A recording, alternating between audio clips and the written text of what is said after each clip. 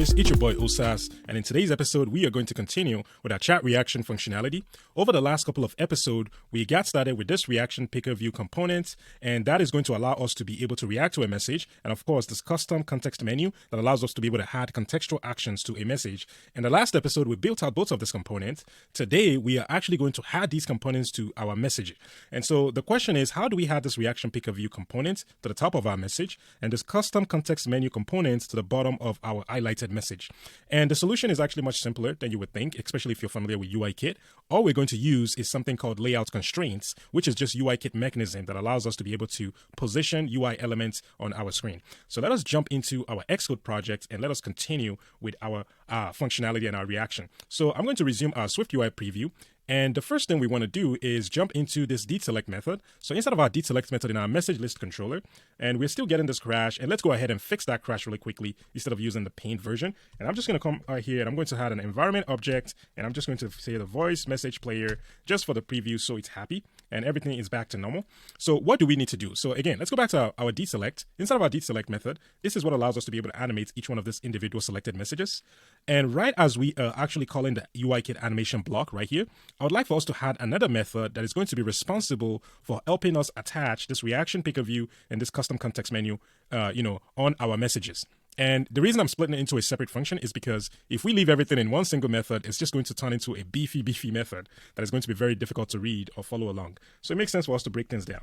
So I'm going to create a new private function, and I'm just going to call it attach menu action items. I think that's a good name. And to message, it's going to be message item. And I'm going to ask for the window, which is just going to be our UI window. And let us start with that. So this method is going to be responsible for adding the reaction picker view on top and the context menu at the bottom. So where do we want to call this attach menu? Well, we don't want to call it inside of the animation block, guys. We want to call it before the animation block. So I'm just going to call attach menu action items. And the message, I believe we already have a message item here. Or did we call it item? Let's see, we do not have a message. Okay, let's go ahead and grab the specific message for, the selected item. And we're just going to come here and we're just going to say message. And the message is just going to be equals to our message items or messages, view model.messages. And we're just going to use the index from our index path, the item. Okay, so that's the specific message. So I'm going to pass that here. I'm going to say message. And again, I can move that all the way down here just so you guys can see what I mean. Okay, so that's our message. Create some spacing so we see what we're dealing with. And for the window, it's going to be this UI, this key window that we already created right here. So let's pass that bad boy right there. Okay, now let's get to business. I'm going to go right ahead and actually remove, I'm going to remove this print statement right here. Don't remove these functions. I'm going to remove this other one, but don't remove this, this other caption. Well, not caption, these comments, because we're going to use that later. But let's jump into our attach menu items method. What do we want to do inside of this method? Well, like I said, we want to use auto layouts to actually attach our reaction picker view on top and then the other context menu at the bottom. But remember, our reaction picker view is actually a SwiftUI view, and our message menu view is also a SwiftUI view. And inside of right now, we're inside of a UIKit paradigm, the message list controller. And so thankfully, there's a way for us to actually convert a SwiftUI view to a UIKit view. And if you guys have ever done this, you would know it's pretty straightforward. All we need to do is use a UI hosting controller to act as the base for us to be able to show that SwiftUI view inside of a UIKit view. Because remember, the message list controller is a UIKit view. So let's go right ahead and actually create that. And the first thing I'm going to do is actually just unwrap our focused view, because remember, the focused view is actually what we're animating, right? It's the base container for our screenshot, the message that we're selecting. So I'm going to unwrap that focused view. And I'm also going to unwrap the starting frame. And I'm going to return out of scope if the focus view and starting frame are nil, because then I don't have anything to work with. So the first thing I want to do is actually to create the reaction view. So I'm going to say let reaction picker view is equals to reaction picker view. And it's going to ask for a message because the SwiftUI view. And let's go right ahead and pass the message that we're getting as a parameter of our method in here. And the next thing I also want us to do is to create a view controller, a reaction picker view controller. So I'm going to say let reaction host view, or host VC. Remember, like I said, we're going to be using a UI hosting controller to actually convert the SwiftUI view to a UIKit view. And it looks like this. UI hosting controller, it asks for a root view, okay? And again, if you tap into the documentation, you can read this up on your own, but it's really just going to convert the SwiftUI view, a UIKit view that manages the SwiftUI view hierarchy. It's just going to convert the SwiftUI view to UIKit view for us. And the root view is just going to be our reaction picker view. So I'm going to pass that right here. Okay. So now with this reaction VC, I can actually anchor in UIK terminology, but I can actually position the reaction picker view on top of our message. And here's what I'm going to do. I first need to get the message, or not message, I need to get the view for this reaction host VC out of it. So I'm going to say let reaction view is equals to reaction host VC dot view, and it's an optional. Actually, it's not even optional. So is it? It's not optional. Perfect. So I don't even need to do that. So I'm just going to go right ahead and actually anchor this. And the way I'm going to do that is I'm going to say, actually, let me take this out. Nah. Let's just go right ahead and anchor it. So I'm going to say reaction host VC dot view. The background color is going to, let's give it something like red for now. And now let's also use reaction VC dot view dot translate auto masking, because we're about to use NS layout constraints. And then let's go right ahead and actually add it to our window. Remember, we want to add the reaction picker view on top of the selected message. And the way we're going to do that is we're just going to say window dot add subview. And the subview is going to be our reaction host VC dot view. Okay. What else do we want? Now we need to position it, because if we do this right now, let's see what it looks like. As you can see, this is basically where UIKit starts from. This is 0, 0, which is top left. We just added it to subview. Now we need to position this reaction picker view, right, to actually be on top of our message. And the way we're going to do that is going to be pretty simple. We're just going to say our reaction host VC, the view. We want to get the bottom, because we want to anchor the bottom. We want to position the bottom to the top of our message. Okay, so let's continue. We're going to say reaction view, reaction host VC, the view, the bottom anchor. We're going to constrain it to, let's see, we're going to constrain it to focused view. Remember our focused view. Let me change the background color of our focused view just so you guys see what the focused view is, because I know that was a couple of episodes ago. So we have this focused view. I'm going to anchor it to the top of our focused view, which is basically the container that is hosting the screenshot of the message. So then we need a pattern. I'm just going to give it a pattern of 5, which is just the distance. And we're just going to say that it's active. It's equals to true. Let's go ahead and actually select an item. Let's see what it looks like. Look at that. As you can see, it just positioned the reaction picker view on top of our message, because it's saying the bottom of this reaction picker view is equals to the top of this yellow box, which is our focused view. So that's perfect. The next thing I would like for us to do is the leading and the trailing, which means the leading portion needs to be the leading portion of this bad boy, right? And the trailing is going to be the trailing depending on the message. So let me jump out of Xcode really quickly and show you what we need to do. So in the completed version of our project right now, when the message is sent from us, like we said, right, the trailing anchor is the one that we're using. We're basically anchoring the trailing portion of our reaction picker view to the trailing portion of our focused view. While if the message is not from us, if it's sent to us, right, we're anchoring the leading instead, the leading portion of our reaction picker view to the leading portion of our message. So let's go ahead and add that dynamic logic. And how we're going to do that is just saying reaction host VC dot view dot leading anchor, not left. I like to use the leading one, that leading anchor, and we're going to constrain it to something. Okay. So we're going to go ahead and constrain it to the, let's see, we're going to go ahead and constrain it to the focused view dot leading anchor. And it's going to ask, let's give it a constant. Let's give it a spacing of 20. And let's go ahead and resume our SwiftUI preview and let's see what that looks like. So I'm going to select an item. Look at that. Let's try this item right here. Okay. That's not bad. Okay. And actually, you know what? I'm wrong. I actually did not even apply the is active. I didn't activate the constraint. So actually that was incorrect. This is better now. Okay. Interesting. All right. So as you can see, the lead-in is aligned to the lead-in of this bubble audio view, and the lead-in is aligned to the lead-in of this, bubble image view. So let's go ahead and actually make this dynamic. And basically the active, so there's a portion that says it's active, but before we do that, let's copy this and let's paste it. Let's do it for the trailing as well. So I'm going to say reaction host vc.view, the trailing anchor is going to be equals to our focused view dot trailing anchor. And the pattern this time around is going to be 20, the constant, that's just a pattern. And for the true, we're going to say if the message dot reaction, not the direction, if it's received, then we're going to activate the leading anchor. And for the, let's see, for the trailing anchor, we're going to do the inverse. So we're going to say if the message direction is sent, then of course we want to anchor it to the trailing section. So let's select an item. Let's see what that looks like. Beautiful. Let's select another item. Beautiful. Beautiful, beautiful, beautiful. All right. The other thing that I want us to do really quickly before we run this on the simulator to see what it looks like is, if you notice when we select an item and we dismiss, when we tap on our blur view, we're actually not removing the reaction picker view from our screen when the animation is done. So we need to go clean up after ourselves really quickly. And here's how we're going to do that. So instead of our dismiss context menu method in our message list controller, we need to remove this reaction picker view once we're actually done with the animation. So once we select this blur view, right? We need to remove that reaction picker view. And we can't do that right now because we don't even have a reference or a handle on this reaction host VC. So we need to go store this reaction host VC as a property inside of our message list controller. And just like we did with the starting frame and the blur view and the focused view, I'm going to scroll all the way up here and create another set of properties that's going to help us know or have a handle, a reference to our reaction host VC.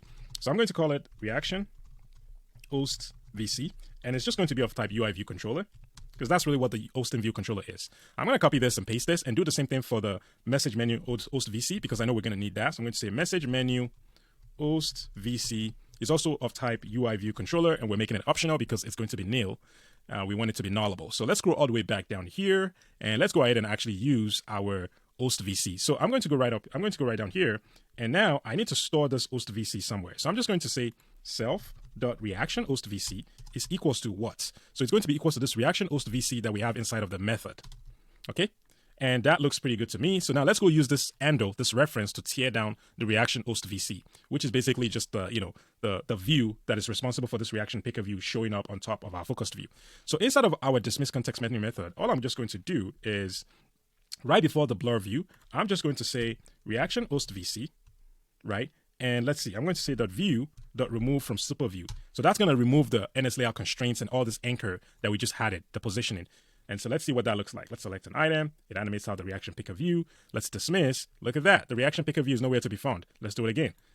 Animates out the reaction picker view. Remove it. It tears it down. Animates the reaction picker view. Remove it. It tears it down. That looks beautiful. All right, let's go ahead and remove this background color. So the background color by default in UIKit is black.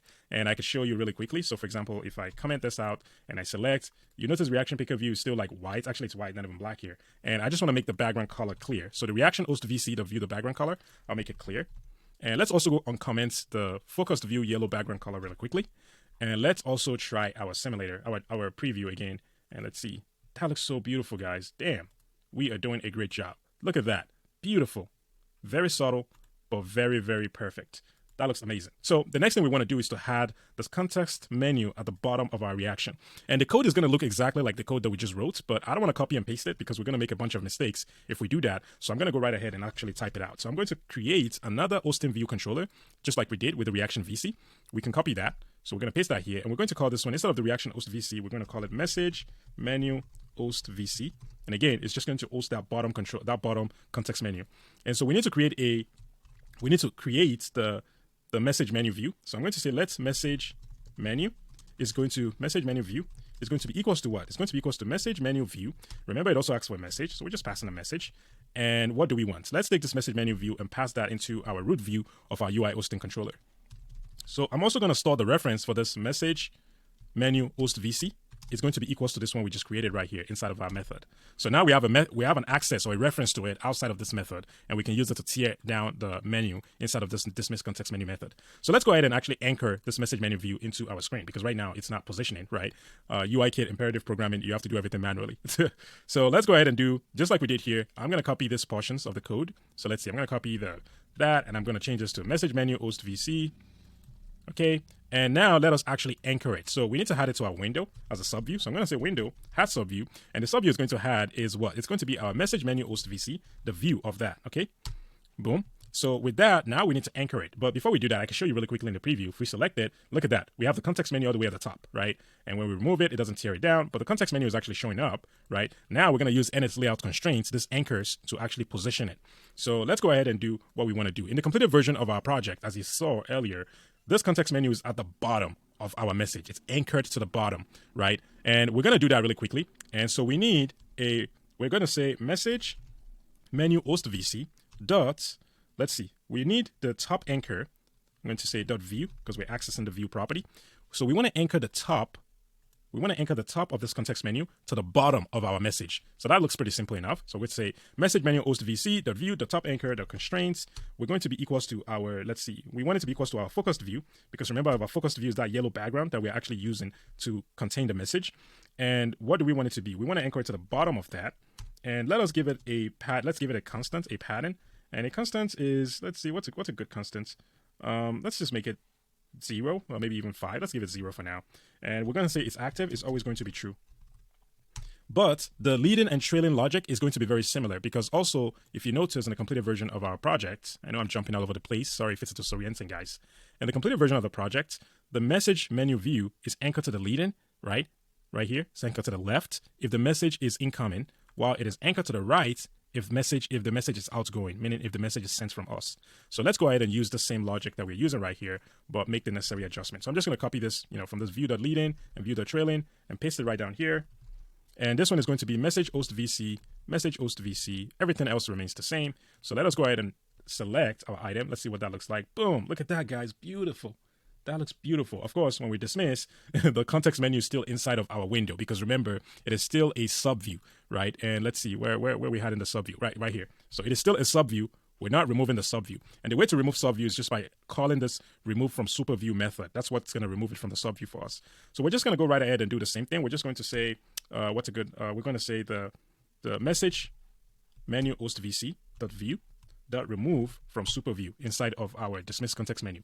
So that will remove it. So let's select item that animates out, that removes it, animates out, removes it, animates out, removes it, animates out, removes it. That looks pretty beautiful to me, guys. Let's try this one. That looks beautiful. Animates back. Select it again. Animates out. Animates out. All right, let's go right ahead and run our project in the simulator and let's see what all this logic looks like on an actual simulator. Because sometimes the SwiftUI preview is not necessarily correct, doesn't behave correctly. So let's jump into a channel. Let's select this text that's awesome message. Look at that, guys. When we remove it, it animates back. Wow, that looks beautiful. That looks beautiful. That looks beautiful, guys. I don't know what you guys think, but it looks pretty good to me. And let's try this one. And as you can see, this is obviously a bug, right?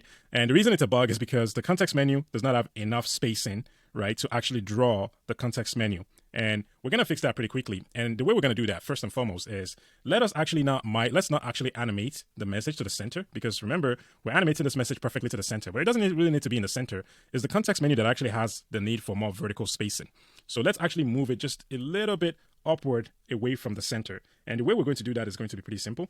Let's jump into our message list controller. Let's scroll all the way to our deselect item. And where are we animating our center? So right here, where we're saying focused view, the center.y. Remember, the focused view is this yellow, and we can kill our simulator, refresh our preview just so we see what we're working with. I would like for us to animate this just, again, not perfectly centered, just a little bit up. Just move it up a couple of points. And the way to do that is just this center.y. We could just say minus 60, which we're saying move it up the y-axis a little bit more by 60 points. So let's say we select this. Look at that. And again, if we do this, like, let's say, for example, minus 120, you'll see what I mean. Let us refresh our SwiftUI preview, and let's see what that looks like. If we select this, as you can see, now it's all the way at the top over there. And if we select this, it's all the way at the top. But obviously, we don't need it to be that further out. We just need it to create a decent amount of space that it's not perfectly centered. And so let's try this. That looks beautiful. That looks beautiful. Beautiful. All right. So the other thing I would like for us to do is, of course, let me comment out this focused view, the background color of yellow. Let's run it on the simulator. Let's look at what it looks like again. And I would like for us to add some shadow to our message, which is going to give it that nice pop. So if we select it, that looks beautiful, guys. Select this one. Looks beautiful. Beautiful. All right, let's go ahead and add a little bit of shadow to our actual message. And the way we're going to do that is actually pretty simple. So inside of this, our animation block right here, we're actually already here. I'm just going to say our, what did we call it? Snapshot cell.